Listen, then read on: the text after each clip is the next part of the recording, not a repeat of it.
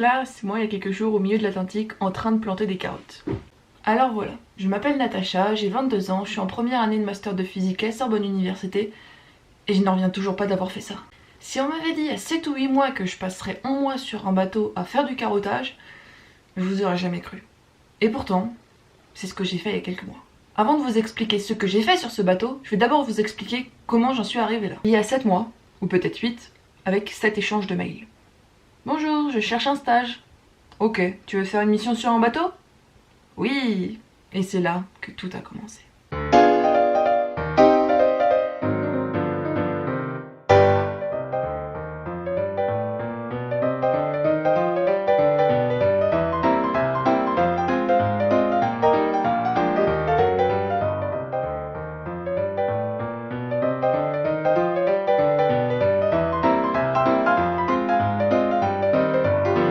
Trois jours après mon arrivée, j'embarquais sur le Marion Dufresne. C'est le plus grand navire de la flotte océanique française. 120,5 mètres de long, 20,6 mètres de large, accueillant 46 membres d'équipage et 115 passagers, en circulation depuis 1995. Bon, nous on n'était qu'une centaine de passagers, mais quand même! L'objectif de cette mission était de faire du carottage et de la bathymétrie, c'est-à-dire de cartographier le fond marin, et de prendre des échantillons pour répondre à plein de questions sur l'Amazone et sur la création du monde. Ouais, rien que ça. Bref, voici un room tour du bateau. Enfin, un boat tour.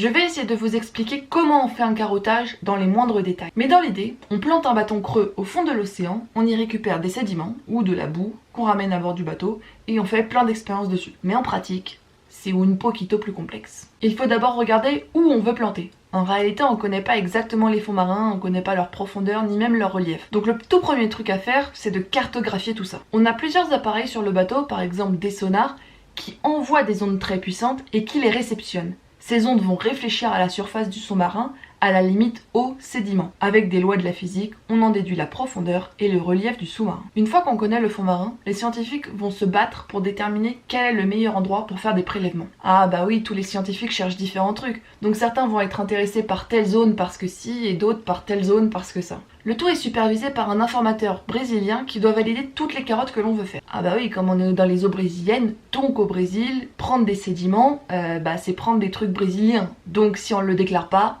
c'est considéré comme du vol. Et comme ils ont vachement confiance en nous, ils ont introduit un espion démasqué sur le bateau. Une fois que tout le monde s'est mis d'accord sur un endroit pour faire implanter, ou bien une fois qu'il y a une ou deux personnes qui ont été jetées à l'eau par mes gardes, on a déterminé une position pour le planter et maintenant le bateau, faut qu'il y aille. Enfin patience, il faut d'abord aller au point de prélèvement et stabiliser le bateau. Donc le pilote met le pilote automatique sur Stay on this point ou sinon ça va tout faire foirer.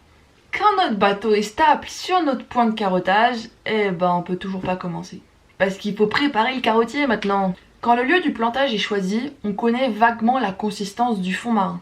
Donc c'est là où on va déterminer quel type de carottage on va faire. Si le sol est dur, on va choisir un petit carotier et inversement, si le sol est très mou, on va choisir un grand carotier pour avoir plus de prélèvements. Donc les marins vont mettre un liner, ou une chemise en français, dans le carotier.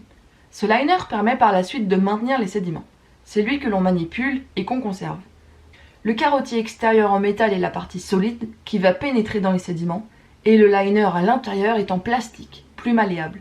Ça reste quand même du plastique d'1 centimètre d'épaisseur qui est bien costaud, mais c'est lui qui contient les sédiments qu'on va couper, dessiner, photographier, garder. Mais ça, on n'y est pas encore. Ensuite, on associe son ogive et sa peau d'orange. L'ogive, c'est l'embout du carotier. C'est ce qui pénètre les sédiments en premier. La peau d'orange, c'est ce qui permet de remonter la boue au bateau, sinon ils retomberaient tous dans le fond marin. Finalement, quand notre carotier est prêt, on y ajoute un lest. C'est là où on différencie deux méthodes de carottage. La première méthode, et la plus simple, c'est le carotier gravitaire. On ajoute un lest de 4 tonnes à notre bâton, et c'est la gravité qui va faire le boulot. D'où son nom de carotier gravitaire. On fait donc descendre le carotier à 1 mètre par seconde, puis 50 mètres au-dessus de la surface, on fait descendre le carotier à 1,2 mètres par seconde. On contrôle les vitesses avec le câble qui relie le carotier au bateau. Quand le carottier pénètre, on le voit sur un graphique en direct de la tension du câble. La tension est de 5 tonnes lors de la descente et diminue beaucoup quand le carottier touche les sédiments. C'est normal, le poids du carottier est maintenant aussi porté par la terre, au sens propre. Une fois planté, on sort le carottier avec la mythique phrase 0,2 à bord, qui signifie que l'on remonte à 0,2 mètres par seconde le carottier à bord du bateau. Le carottier est simple et efficace, mais lorsqu'il prélève les sédiments, il les déforme un peu. C'est pour ça qu'on a inventé le carottier Calypso. Le carottier Calypso est plus efficace car il déforme moins les sédiments, mais sa méthode est bien plus complexe. Normal, il est français. On ajoute une sorte de bâton, un bras déclencheur, qui va être relié à un câble plus grand que le carottier avec un poids au bout de ce câble. Le principe est simple. On descend le carottier à 1 mètre par seconde, comme pour le gravitaire. Quand le poids touche les sédiments, le câble n'est plus tiré par ce poids. On provoque la chute libre de notre carottier sur une distance connue. Mais j'ai omis de vous parler d'un piston, présent en bas du carottier. Le piston reste à la surface des sédiments et les maintient durant leur montée. L'extraction du carottier est la même que pour la méthode gravitaire. L'avantage de la méthode du carottier Calypso est qu'il déforme moins les sédiments, comme je l'ai dit précédemment, grâce au piston qui maintient les sédiments lors du prélèvement, mais aussi lors de la remontée. C'est grâce à cette méthode que l'on a eu la plus grande carotte du monde, de plus de 70 mètres, en 2019. Quand le carottier est à bord du bateau, c'est la fête de la boue. Tout d'abord, on enlève le bras déclencheur si on a fait un carottage Calypso, puis on enlève le lest du carottier. On met un piston dans le tube pour maintenir les sédiments lors du passage vertical à horizontal. Mais cette étape peut s'avérer périlleuse, puisque dans certaines conditions, ça explose. Mais on y reviendra plus tard. Puis ils mettent le carottier de off-board à on-board, puis posent le carottier sur le pont du bateau. Cette étape peut prendre 20 minutes pour un carottier de 10 mètres, à plus d'1 heure pour un carottier de plus de 40 mètres. Ensuite, les marins extraient le liner du tube en acier et le mettent sur des chandelles. Oui, ce truc s'appelle des chandelles. Je sais pas à quoi vous servira cette info, mais je la donne au cas où. Maintenant, c'est la transition entre le boulot des marins et celui des scientifiques. C'est là où les scientifiques doivent nettoyer le liner, déterminer des sections d'1,50 m, nommer ces sections, couper ces sections, faire les premiers prélèvements ou tests sur ces intersections, boucher les sections, scotcher les sections, transporter les sections pour les mettre au frais. Alors, dit comme ça paraît rapide. Mais quand on a une carotte de 40 mètres, ça fait 27 sections. C'est une magnifique danse organisée. Chacun a sa tâche spécifique qu'il va devoir répéter pour chaque section, en essayant d'être le plus efficace possible, mais tout en essayant de déranger le moins ses collègues. Après qu'on ait plusieurs dizaines de sections par carotte, on passe chaque section au banc MSCL. En gros, c'est là où on fait tout plein de mesures hyper spécifiques, comme les rayons X, les rayons gamma, la densité, la réflectivité. Bref, de ce que j'ai compris, cette étape est hyper importante. Ensuite, parfois, on fait des mesures de conductivité thermique. C'est pour comprendre comment la chaleur se propage dans les sédiments.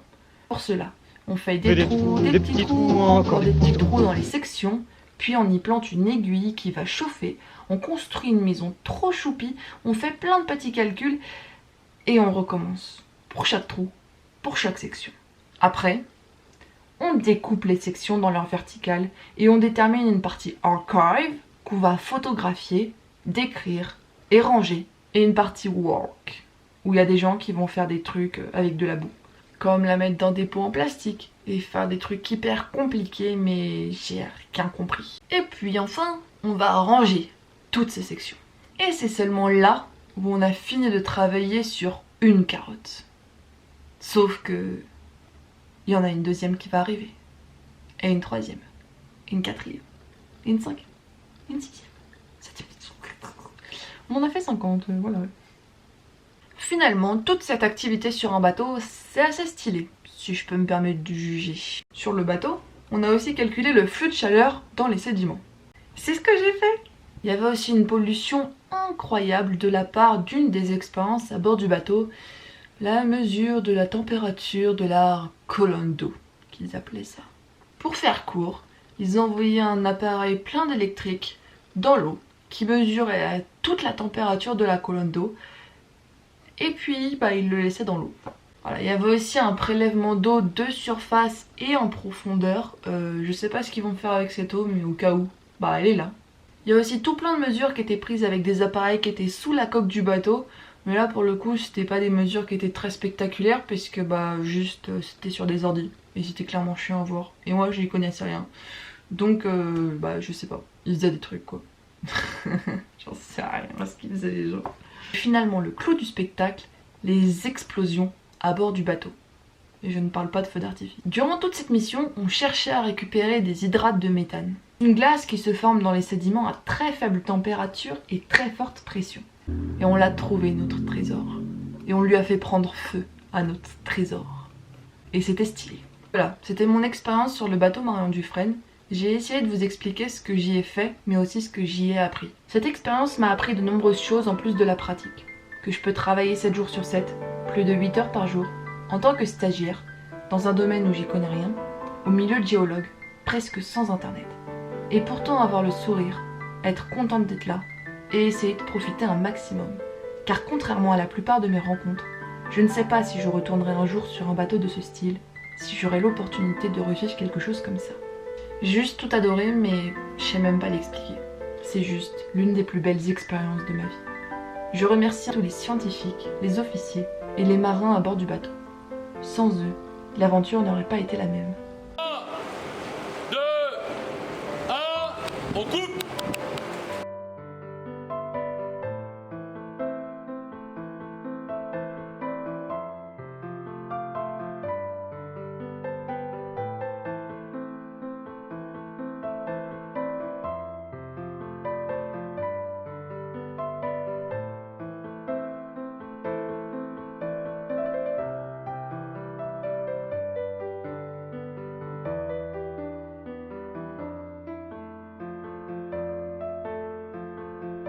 Merci.